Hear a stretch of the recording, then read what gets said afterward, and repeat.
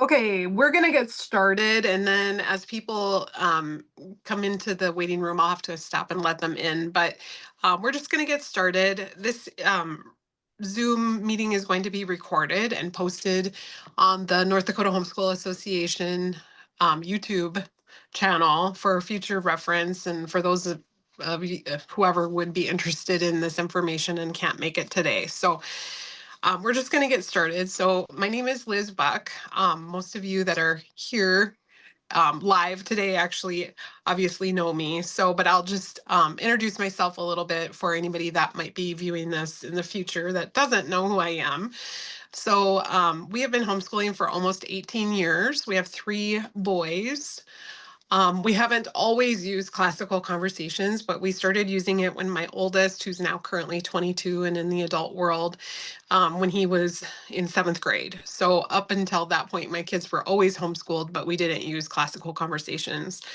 So I have graduated one with CC, and then I'm getting ready to graduate my next one, who's in Challenge 4 right now. And then my third son is currently in Challenge B. So I started working for the North Dakota Homeschool Association when it was like in 2021, I believe. So I've been with them. My husband and I are both board members of the Homeschool Association, and I work as the office administrator and the editor for the Homeschool Association. So I'm not here to tell you guys about CC. Obviously, y'all are experts on classical conversations and the use of the curriculum. I'm here mostly to just talk about the North Dakota Century Code and to sort of represent the Homeschool Association and kind of weave in some of the requirements from the Century Code into what we do in CC, and show you that it does align very well, and show you like just some special recommendations that I have when you're using classical conversations as a curriculum. There's been a lot of there's been a lot of questions about how to write a transcript, how do we grade our students' work, and I'm going to get into all of those things. So there's kind of 3 main topics that we're going to talk about, and then I want to save some time for questions if there are some questions. But the 3 main areas we're going to talk about are requirements of high school and the North Dakota Century Code, and how classical conversations can align with those requirements. And then we're going to talk about transcript writings, and then we're going to just briefly talk about some college considerations. So obviously, I don't consider myself an expert on any of this stuff. I just know I was trained in the Century Code, and all of the kind of the legal. Obviously, this isn't like legal advice that I'm going to be giving you because I'm not an attorney, but I do understand the North Dakota Century Code as it applies to homeschooling. So let's talk about the requirements. So there's been a lot of talk online, a lot of chatter about this whole notion of what is required when you homeschool in North Dakota as far as subjects goes. When they put out these requirements like, cybersecurity is required or this is required, what does that actually mean for a homeschooler? And there is some disagreement. I will just tell you, even in like between the Homeschool Association and a little bit with HSLDA, Homeschool Legal Defense, there's some differing philosophies on what all of that means. But yes, we do have requirements in North Dakota for homeschool subjects that they want us to teach, and things that they want us to cover by law. So it's a little bit more black and white when we're talking about elementary and middle school subjects. When you get into your high school years, the difference is the diploma. There's the issue of the diploma. Now, we know as homeschoolers, if we're going to do high school all the way through, we issue the diploma as homeschoolers, and that is a valid and legal diploma option. But because of that, the state really can't come down and say, well, you have to have this, this, and this to issue your diploma. We really are in charge of issuing the diploma, and what criteria we use to consider our student having met the qualifications of our diploma. So, but that being said, there's always a little bit of a caveat. There is subject requirements, things that they want us to hit. So usually where we go back to is we go back to that DPI, Department of Public Instruction graduation worksheet. And I will send that to anybody. It's also on our website. If you go to ndhsa.org and hit the high school homeschool tab, on that page, there's a link to the North Dakota DPI graduation worksheet. And what that is just a worksheet you can use to track credits as you go through high school. Makes it very simple, and it's based on the section of the Century Code that outlines the minimum requirements for public school graduates in North Dakota. There's 22 credits that are required according to that worksheet. If we always advocate for exceeding those as homeschoolers. We want to meet or exceed those. The bottom line is the Century Code is written in a way where it references to be approved by the Department of Public Instruction, a school shall, and then it lists all of these different requirements. You have to remember that homeschoolers are not approved schools by DPI. We are not under the authority of the Department of Public Instruction. So therefore, we do have some flexibility in how we use this worksheet. You don't have to be a slave to it. It can just be a good guide as we go through. So anyway, so the graduation worksheet can be your friend. So how do you use the graduation worksheet when you're using CC subjects? So what I can do, I will say after this Zoom, if you want me to text you, if you need an example to look at, I will text you a picture of my current graduation worksheet that I'm using with my Challenge 4 student, and I have his Challenge 4 classes on it. So it's a complete, from Challenge 1 through Challenge 4 and how to use the graduation worksheet and where to put stuff. It is how I used it. You can use it however you want. You can move things around. Some of you will have, additional things that you had your student do during the challenge years. You can put those different places, but I will send that to anybody who's interested if you want to look at it. So basically, if you go through all 4 years of challenge, you're going to have absolutely no problem meeting the basic requirements outlined in the Century Code of the 22 um, hang on, Shayna is trying to get in and I don't see her in the waiting room, so I'll just wait. Anyway, so you're not going to have any trouble meeting the requirements outlined in the Century Code for classes. So what do I do with things like the cybersecurity requirement? So that was a requirement that they started, I believe, not this past legislature, but the one 2 years before that. So there's been some chatter online about that, questions about how we as homeschoolers have to tackle that.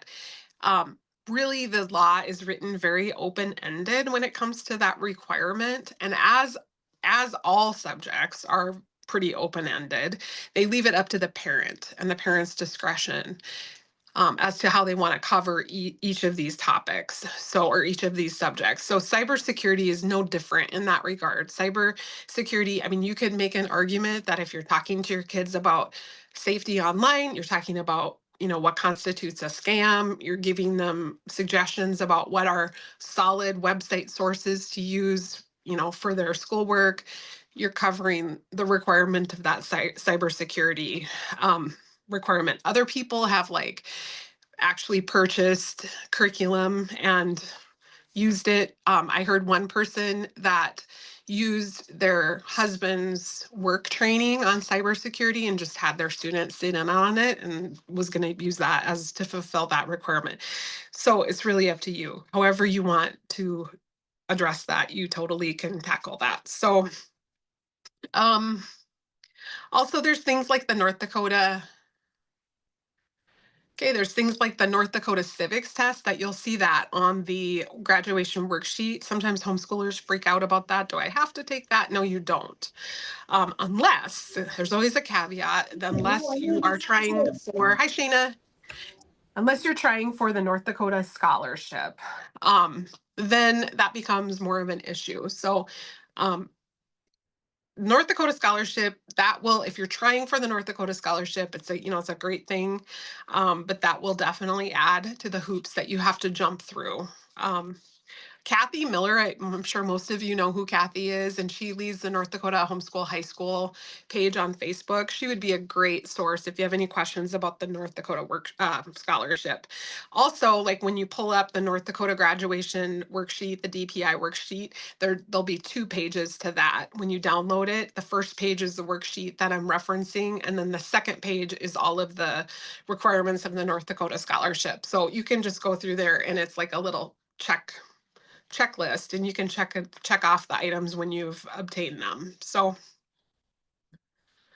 okay, so bottom line that I want you guys to have as a takeaway when we're talking about requirements is that a parent is in charge of their homeschool and issuing the diploma, which is a valid diploma. However, we always want to give our students the best shot at doing whatever post-high school endeavors they might aspire to, going to college, going into the military, and following the graduation worksheet is the best shot at doing that. We want to meet or exceed those basic requirements for graduating high school in North Dakota.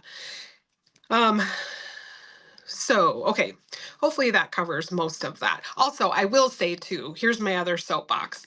You might not think that your student is college bound right now, but you do not know what is in the future for your student. They might decide, when they're in their mid-20s or 30s or whatever, that they want to go back and get a college education. And you want to make sure that you have all of your ducks in a row, and you want to make sure you have a solid transcript written for your student. I get calls maybe like once a year to the office from a graduated homeschool student, formerly homeschooled student, who's like now well into adulthood, and they need a transcript and their parent never wrote one, and maybe their parents are deceased or they're cut off from their parent for whatever reason and they can't get one. And it's so sad. So don't do that. We want to give our kids the best shot at being successful in adulthood. Okay, so let's go on to the transcripts. So there's a lot of different transcript companies out there. I would recommend going with like a transcript software and not trying to go it alone. I mean, you could, in theory, I've seen parents use like Excel spreadsheets to write their own transcript. That's fine too. There's not like a required thing that you have to follow. But I just think that the software makes it so much easier. So some of the more commonly used ones are fast transcripts. I believe that's the one that HSLDA is linked up to. And I'm sure most of you know what HSLDA is, but it's Homeschool Legal Defense. That's the group of attorneys and legal professionals that will represent you if you have any issues homeschooling. Academicrecords.net is a good one. That's always the one that we used. It was the one linked up to CC prior to this year. That's the one I used for my first son. I really personally loved that. I felt like it like checked all the boxes for me. And now CC has gone to their own. I will tell you, I've noticed a few things that I don't like about the CC one. For one, and if anybody knows, like if this is incorrect, I actually messaged the troubleshooting people and asked them about this. I can't figure out how to switch it to a numerical grade instead of a letter grade. I don't see anywhere that that's possible. So, and she messaged me back seeming like that was a possibility, but I couldn't figure out how to make that happen. And maybe it's the browser I'm using. I don't know what is going on, but all I can do is letter grades, which is fine. I've always used like numerical grades for my transcripts. But for now, this is fine. I'll interject that I use the HSLDA site and transcript. So if anyone had questions about that, I could speak directly to that. And that was fast transcripts, correct? It honestly, all you do is you go on the HSLDA website, but you have to be a member. Sorry, we're babysitting. So you have to be a member to get the transcript, and all you do is you go to their page, you download the transcript. It goes directly to the clean her hands, please. It goes directly to the your computer, and you plug in the grades. They also have a tutorial on how to grade, if you're going to grade, the different types of grading. So, oh, my friend Amber uses that, and I think they bought like a lifetime membership because they had so many kids, and they just so they don't. Do you know if you pay like monthly for that, or how? What I is? pay annually. It's an annual membership. You Okay, can either pay a lifetime or annually, and I okay. do annually. And that was what I kind of liked about academicrecords.net is they didn't actually make you pay for anything until you had to transfer the transcript somewhere or download it somewhere. So you could kind of use it as a free record keeping thing. I'm using CC because it's included in the cost of our CC connected. And so far, like I said, it's been fine for me. The other thing too is sometimes you will need a transcript that is delivered by a third party. So a college won't accept a transcript if it's coming directly from a parent. And Parchment is typically the entity that does that for people. So CC is connected to Parchment. I noticed, I looked into that last night. So when you have to transfer your transcript to a college, Parchment's already connected to the CC platform, and that'll make that easy. Sometimes they don't require that. Sometimes like they'll just have you maybe notarize it. I've seen that, or they'll just accept it without any questions. So it just depends on the college that your student is going to. Oh, the other thing I didn't like to it that I was gonna mention, like about the CC transcript is, oh my gosh, she is so cute. Is that I didn't notice a place where you could do a pass fail. And there are times, I will say, particularly with Latin, that I like to use a pass fail versus a grade because it's such a difficult subject to get your arms around in terms of giving them a grade. So I like that approach of just doing pass fail because are they getting something out of it? Yes, 100,000 times yes, but it's not always something that you can assign a grade to. So anyway, I haven't found if anybody can see on the CC transcript where you can add a pass fail instead of a grade, let me know. Um, okay, so grading. So that's a good segue into grading. So grading is really, I feel like antithetical to like the classical approach, right? Everything inside of you screams like, why do I have to give my student a grade? This goes against everything I believe in. But the reality is that when you're making a transcript, you really need to have a grade for your student. So I will tell you how we have addressed this issue in our home. This is like an opinion, and this is how we've done it. Feel free to use whatever method works for you. So obviously your classes that are a little bit more tangible with a grade like your math and your science, which are going to have maybe some tests, are going to have things that are pretty easy to assign a grade. That's a no-brainer. But then you get to your other classes, your literature, your Latin, your logic, your debate, all of those things. So what we have done in our family, and it's worked really well, is at the end of the semester or at the end of the year, depending on if it's a semester-long class or a year-long class, we sit down and I make my student give themselves a grade. We talk about um, the different assignments that they had throughout that semester or throughout the year. We talk about what they could have done better, what they maybe wished they had done differently, and what they did well. I always make them give me a grade first before I give them a grade. I will tell you, it is always lower, always lower than the grade that I would give them. So we come to usually some agreement between the two grades that we have. That's why I like using a numerical grade because like it's easier to go, well, I feel like my grade was a 92.3. Well, I feel like you did more like a 95.7 or whatever, whatever. It's easier to use those numerical grades to give yourself, to assign them to yourself, to me. Um, Anyway, so that's how we handle the grading thing. The other thing that I have found that was really, really helpful to me was the grade weighting calculator. So if you go on, and I can send this link to anybody. So if you go on to calculator.net/grade-calculator, okay, because they have all kinds of different calculators on that website. You want the one that's for calculating like a particular a subject, okay? Because in this calculator you will be able to assign a grade per subject based on the assignments. So you can have, let's say there's like 4 main assignments that you're using for the subject. As long as your total will equal 100%, you can give a 25% weight to assignment 1 and a 25% weight to assignment 2 and a 20, or however you want to break up that 100%. Does that make sense? So like if assignment 1 was like a huge assignment, you want to give that maybe a 50% weight and then break up the rest of that 100% within the other 3 assignments. So therefore you can come to a more solid grade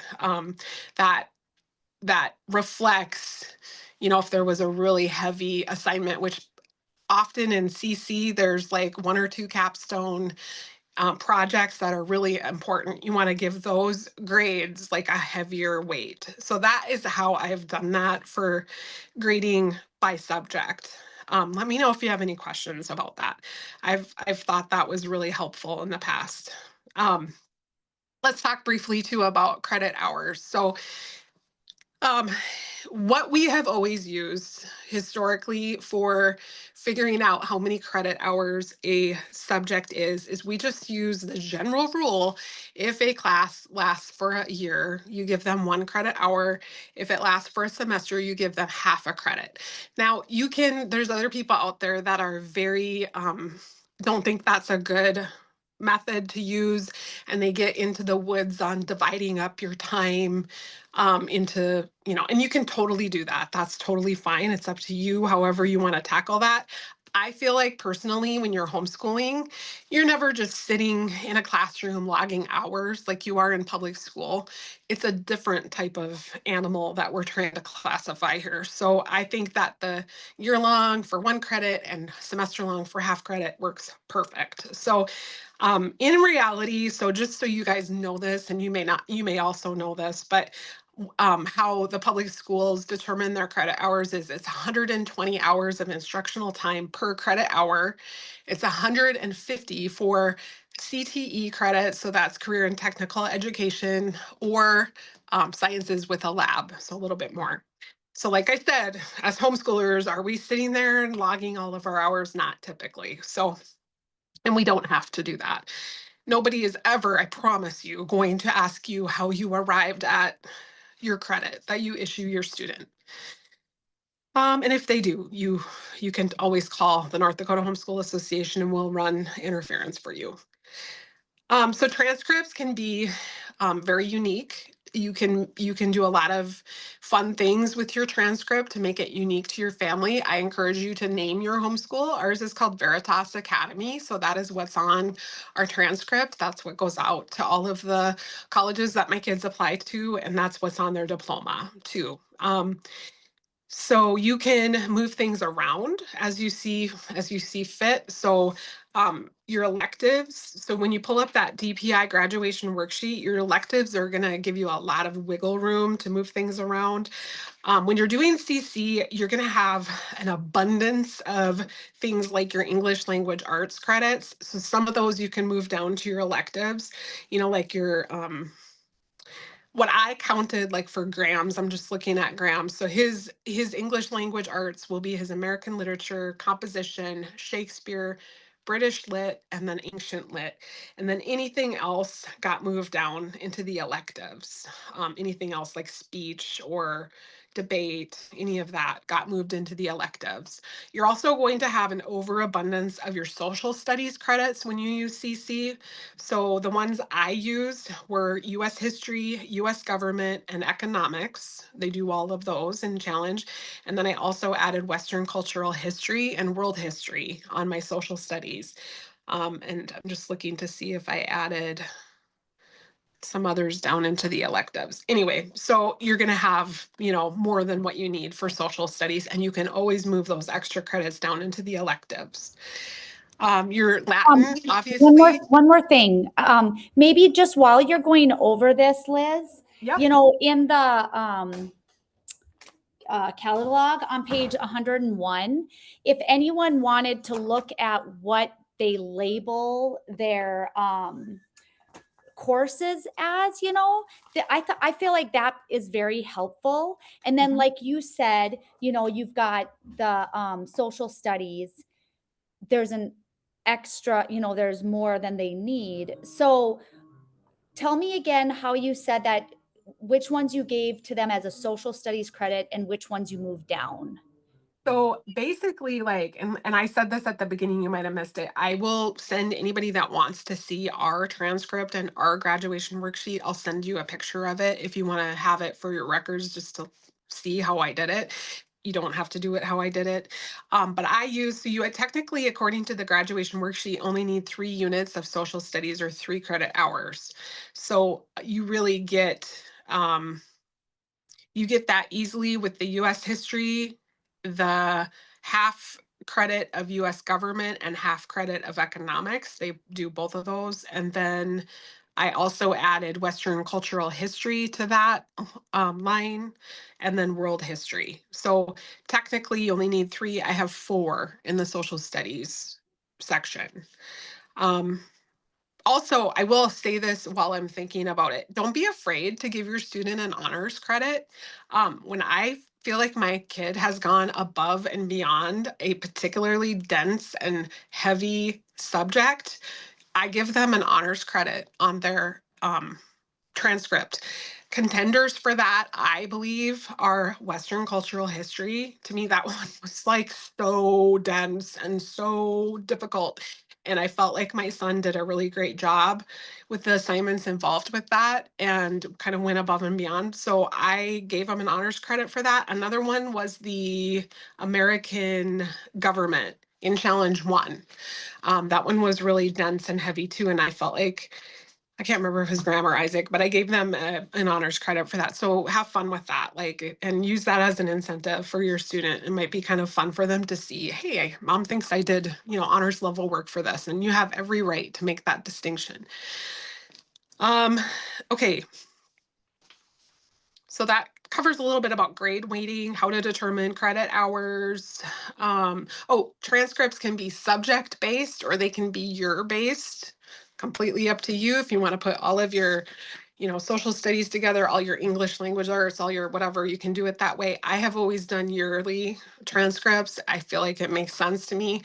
Obviously, you will want to, when your student graduates, don't forget to add a graduation date on there. Otherwise, it doesn't really matter why you're doing what you're doing. Let's see here. So you do have some freedom as you're making your transcript to like make it unique to you, to move things around, to rename things. I don't know if I should totally disclose this, but I'm going to go out on a limb here. So it took us a full 2 years to tackle Algebra 1. So instead of listing Algebra 1 twice, I renamed it for different years. I did Intro to Algebra and then I did Foundations of Algebra. You can totally do that. This is your transcript. You can make it what you want it to be. Also, I will say too, one thing that I'm really happy that CC has done is the physics and calculus switch that they made for Challenge 4. And personally, we're really enjoying actually the new textbook. So if you haven't don't have a student in Challenge 4 yet, you can look forward to that. I think it's a great move for them. So my understanding is that you can use it for a physics credit or a calculus credit. And I love that. I love that flexibility. So you can get to the end of your challenge years and go, okay, where am I lacking? Where do I need to beef up my transcript? For us, it's always going to be math. So I am going to list it as a calculus credit. I have tossed around the possibility of doing like a half credit of calculus and a half credit of physics. You could do that too. I feel like this is just my experience. the CC experience, even though it's like so rich and so beautiful, and I wouldn't ever do it differently. I feel like you're always going to be maybe a little weaker on the math and the science portions. So look for ways to beef those things up if you can. Obviously, your CC workload is so heavy that you're not going to be able to add a whole lot. So if you do add things, lots of times it'll have to be like maybe a summer semester that you do something that you add, because I find it too difficult to add to anything throughout the school year. Um, okay. Record keeping too. Sometimes homeschoolers don't know that record keeping is a legal requirement, per the Century Code. Obviously your transcript is part of that record keeping. So, you know, keep your transcript and keep a copy of it in your records. I've heard people that keep it in a fire safe. It's probably going to be in the cloud as well, online if it's digital. So that'll be helpful. We always say keep a sample of your students' work, beginning, middle, and end for each subject. And that's always good to keep too. You don't have to keep that like indefinitely forever and ever. The transcript I would, but hang on to those samples of their work for a while, I would say, after graduation. Okay, does anybody have, and you can turn your camera on and unmute your microphone if you have any questions about transcript making or requirements of homeschooling in North Dakota and how to use CC. If not, I'm going to move on to our last section. So really, I want you guys to understand, like, it's super not difficult. Like, people freak out a little bit about making a transcript. It's really not that difficult. And the grading process too can be a little bit intimidating, especially like if you're like me and you're not a big grader, like in the elementary and middle school years. But you can really make it into a good time of dialogue with your student as you're assigning grades. I think those have been kind of beautiful moments in our homeschool. So, okay, college entrance. Um, So does CC prepare kids for college? Absolutely. So I do think I only have one that I have experience with, but he was really good at giving me feedback about, well, this is what I wished had been different, and this is what I really loved. So I do have that going forward to like make an assessment about, is the CC thing actually going to be real preparatory for college? And yes, I believe that it is. So some of the pros for CC that I have found is that it gives our kids a really heavy workload, which is good prep for college. In fact, I think there were times that my son thought college was a breeze compared to some of the years of challenge. Being independent, our kids learn how to manage a lot of assignments and a lot of work and be really independent about it. And those are great college skills. I mean, I don't think there's a whole lot of college kids that can handle that completely independently and do such a great job at managing that. So I have found that to be a really good preparation. Also, I feel like the leading seminars, like as they get into the later challenge years, like the challenge 3 and 4 levels, where at challenge 4, they're pretty much leading almost all the strands. I think that's super great college prep, like really great for them to learn how to do that. Also, I think our kids in general tend to have stronger writing skills, and I think that's great preparation for college as well. I will tell you, here's some of the things that we have found that I wished I would have done maybe a little differently or beefed up a little bit. So, one thing is test taking. So, test taking is a huge part of college, and my kids were not used to taking tests, and there is a skill set that goes along with taking tests. It's not just the regurgitation of information. It's just like I think he would kill me if I better not share this story because it would be embarrassing to him. But let's just say that the first time my son had to take a college test, it didn't go very well. So Anyway, so you want them to have a little bit of experience doing that. Also, the math portion for us was a little weak going into college, and I knew that that was a problem. And I'd like to say that I learned my lesson, and we're like totally on top of things now for my last two, and it's still the same story. But here's the moral of the story that I have found is that God redeems all things, including math gaps. So my son, he's very, very smart, but he went to college with some pretty significant math gaps. And the school put him in a remedial algebra class, which he hated the thought of, but it was actually God's plan for him. He ended up with a Christian professor that kind of took him under his wing, worked with him a little bit, and just like that, he was able to get it. And by the end of the class, he was helping other people in the class, and he graduated with an A. So really, and it's what he learned in that first algebra class he carried over into his higher level, his accounting and all of that kind of stuff. And actually, my son is an accountant right now, which still like boggles my mind. So if that's not an example of how God can take something you think is super weak and use it and flip the story and change the narrative and completely turn it on its head, I don't know what is. So don't worry, you're going to always have gaps. Public schoolers have tons of gaps. If you ever are like doubting your abilities, pull up the proficiency data of your school district. Very few students are taking these tests with over a 40%. I mean, if you see a 40 or 50% proficiency, the school's doing pretty good. Most of them are lower than that for core subjects. So you are doing at least that well, I promise you. So don't worry about it. Um, so college dual credit. Let's talk just briefly, really briefly about that. So I know that CC has their own platform, CC Plus. Some of you might have used it. I know this is like totally going out on a limb here. I will say that I feel like it's super expensive and it's really not necessary. If you did it and had great luck and great success with it, do it. I mean, that's great. I wouldn't ever tell somebody not to do it. I will tell you there's more affordable ways to earn college credit when you're in high school and you're homeschooling. One way is to do a dual enrollment class.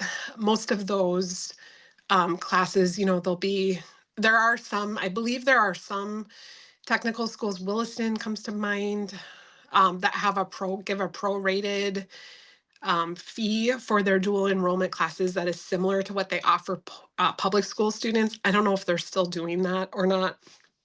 I know they were doing that several years ago.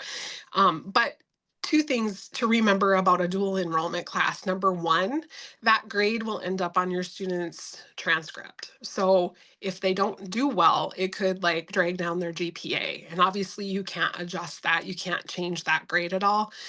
And second of all, they're kind of expensive. So to me, the better option is CLAP. And I know there are some, like, if you're looking at like Ivy League schools or schools in other states, you would want to like verify whether or not a CLAP is accepted there, because there are some schools that aren't taking CLAP anymore. There's another version of CLAP. I can't remember what it's called. The name is escaping me, but there's two versions of the exam that you can take to earn college credit. The one we used is CLAP, though, and to my knowledge, all of the schools in North Dakota accept CLAP. So if you want to go that direction, what you would do is Kathy Miller told me this little tip like early on, and I have always found this to be true and super helpful. If your student is interested in college, it's really helpful to try to narrow down that school early so that you can tailor a lot of what you're doing to what that college requires. We've never been able to like get our ducks in a row to like nail down a college option early at our house. So that, I mean, in theory was great advice. And I would advise anybody else to try to do that because I think it's great advice. But anyway, so if you get a college narrowed down, you'll want to look up what they call a CLEP credit card for that school. So, and see which CLEPs that they accept and how many credits they give for the CLEP. And if you're not familiar with what CLEP is, it's just an exam that you take to show that you're proficient in a subject, and then you get your credit issued to you. And it's like a super streamlined. I think Isaac got, I think it was like over 20 credits for college using CLAP. And there were times where he didn't pass, but who cares? So you paid $90. And there were times that he even had a voucher for a free exam if he had used certain study guides or whatever. But it's like super your money ahead. So $90, you take this and you get your credits. And even if you fail and take it again, it's still cheaper than doing a dual enrollment class. So, and the other positive is that you don't have a grade showing up on your child's transcript to like bog down the GPA. So I think this is okay. I've never heard that it's not. I issued my son, Graham hasn't done any CLEPs, but Isaac did several of them, and I gave him some high school credit for them too. So I gave him a half a credit because of the preparation that he did to take the exam. So he got that college credit as well as a half credit of high school credit. Actually, I'm just looking at it now. There were some other ones I gave him like a full credit if it required more preparation or a full year of studying. Most of the time it didn't.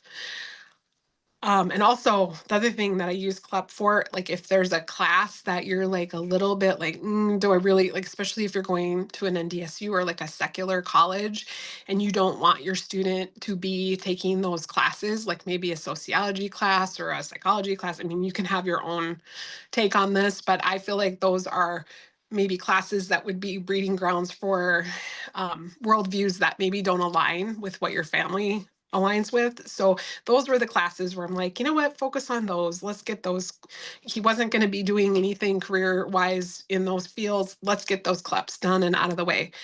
So anyway, that's what we did.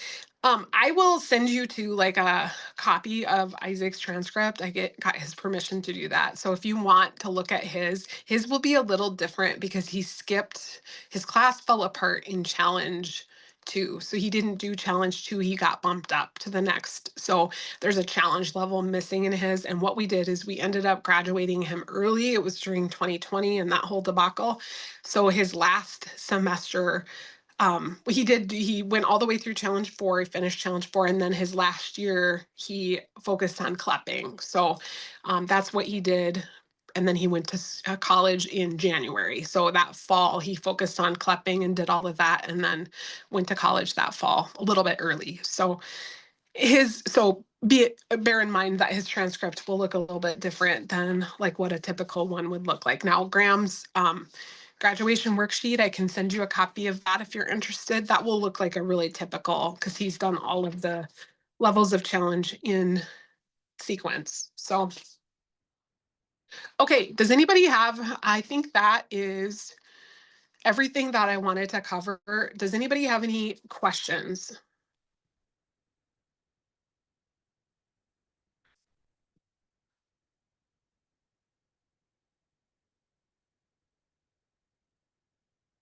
Okay, well, hopefully that made sense to everybody. Obviously, you can always reach out to me afterwards. My number, I will put it in the somewhere. I'll put it in the Facebook group. I'll put my cell phone number, which is also the office number for NDHSA. And you can text me or call me if you have any questions, or if you want me to send you any of these examples for you to kind of look at as you go through. But good luck. You guys totally got this. I know that you guys are all going to rock at this, and you're all super bright. I'm sure it's all going to go really well, and just relax and have fun and enjoy your challenge years. They're like my favorite years of homeschooling. So thank you, everybody. Thank you so much, Liz. That was wonderful and very helpful. Thank you.